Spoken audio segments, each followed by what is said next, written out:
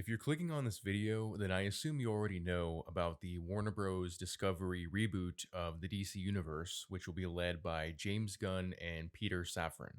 This is something that even some of the Snyder Bros can agree is necessary, especially after how The Flash bombed. A few days ago, some news came out regarding the first film in the DC Universe, Superman Legacy. That news being that the actors for Superman and Lois Lane have been cast.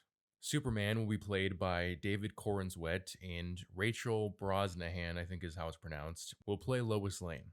I know a lot of people are still pissed that Henry Cavill was let go from DC, got to come back for a cameo before being let go again, as DC wanted to go in a different direction for their reboot.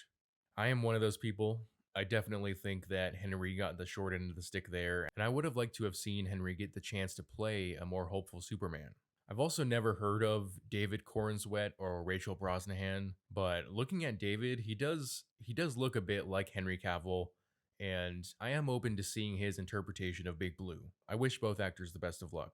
I know it'll be hard for David Corenswet to fill the shoes of not just Henry Cavill, but every Superman actor that's come before him. I mean, he's a young guy coming into an incredibly iconic role, which has to be hard for anybody.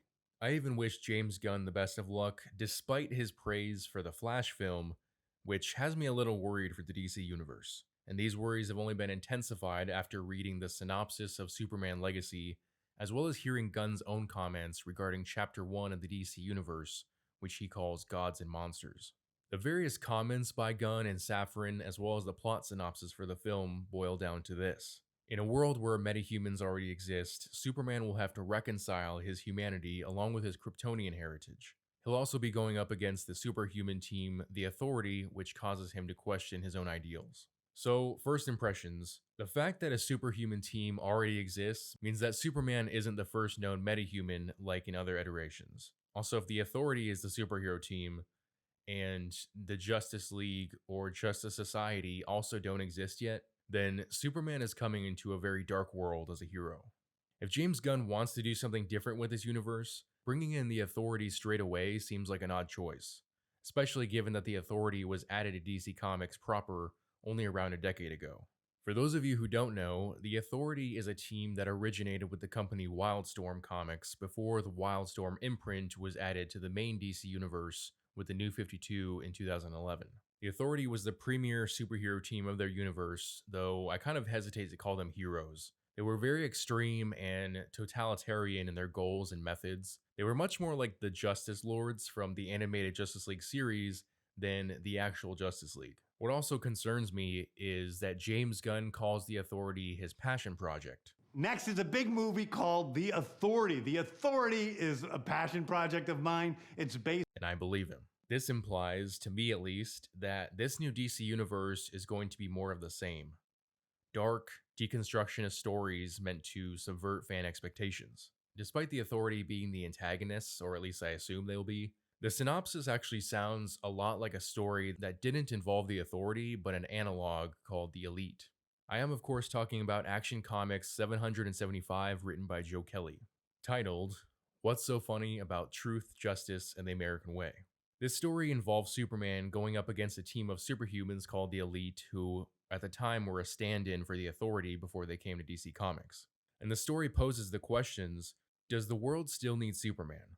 Do the people still agree with his old-fashioned values, or are they more aligned with these younger, more cynical, violent, edgy vigilantes who think that Superman's ideals are a joke? Spoilers, the story ends with Superman proving that there is a better way, that you don't have to kill people to win the day, and that you don't make the world a better place using fear. That people aren't good because you force them to be. Now, if that's the movie that James Gunn is making, I'm all for it. That would be the best case scenario. That movie would be even more relevant today than when it came out in the early 2000s. It would be a good challenge to this fetish that modern writers have of deconstructing everything, of taking everything good and turning it on its head by subverting expectations. But what if it isn't the best case scenario? What if the movie is more like Superman and the Authority? A more recent story written by Grant Morrison where Superman creates a new version of the Authority led by Manchester Black, who was actually the former leader of the Elite. That comic was god-awful, and a movie adaptation would be worse. especially if they're injecting contemporary politics and cringe dialogue into it like Grant Morrison did with his miniseries. So right now I'm about 60-40, leaning towards the idea that Superman Legacy can be good as long as James Gunn and the rest of the creative team behind the film don't feel the need to give their take on Superman, to do their own spin and turn the story on its head. That's the exact opposite of what we need. What we need to see in a Superman film is hope. We need some good old fashioned heroism. As Superman proved in his story against the elite, you don't defeat dark cynicism by being more of the same. Dreams save us. Dreams lift us up and transform us into something better. Let me know what you think in the comments. What other stories do you think will serve as an inspiration for Superman Legacy? Do you think it'll be good? Do you trust James Gunn to shepherd this new era for DC? If you enjoyed this video, I'd appreciate it if you'd hit that like and subscribe button, as well as hit that notification bell so that you never miss out on a new video. Thanks for watching.